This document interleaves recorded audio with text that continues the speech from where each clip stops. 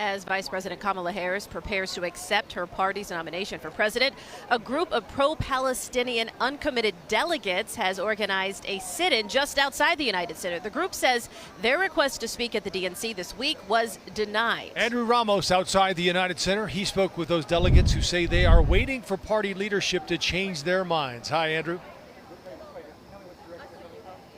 Hey, Joe and Erica. Well, this group of uncommitted delegates began their sit-in just about 24 hours ago. That's when they got official notice from party leadership that they will not be allowed to take part in DNC activities on stage. And it's a decision that they are calling unacceptable and undemocratic.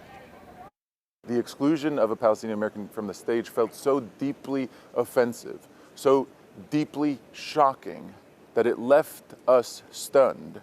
Abbas Alawi is part of a group of 30 uncommitted delegates from across the country sent to the Democratic National Convention by an overwhelming number of voters who voted uncommitted in the primaries as part of an internal party protest against the United States support of Israel.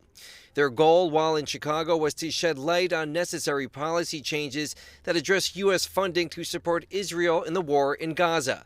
They are also calling for a ceasefire in addition to getting a pro-Palestinian voice on stage, especially after the family of an Israeli American kidnapped by Hamas was given time to speak. But late Wednesday, they learned it wasn't going to happen. We got a call last night saying the answer is no. When we asked why, they said the answer is no. And we think excluding a Palestinian American from the stage would be a silencing, an exclusion that is not in line with who we are as Democrats. What does it mean to be human in this moment? Many supporters of the uncommitted delegate movement continue to push back at the party's decision at back-to-back events at McCormick Place.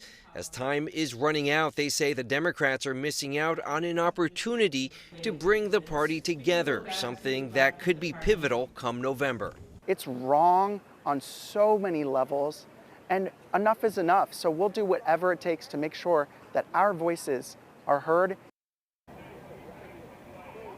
Now, we did reach out to both the Harris campaign as well as the DNC officials, who both say they have had plenty of engagement with this group of uncommitted delegates over the past couple of months, but they would not specify as to why they're not welcomed on stage. Now, as far as these delegates are concerned, they say they have no plans on leaving until they hear directly from party leadership. That's the latest from here outside the United Center. Andrew Ramos, CBS News, Chicago.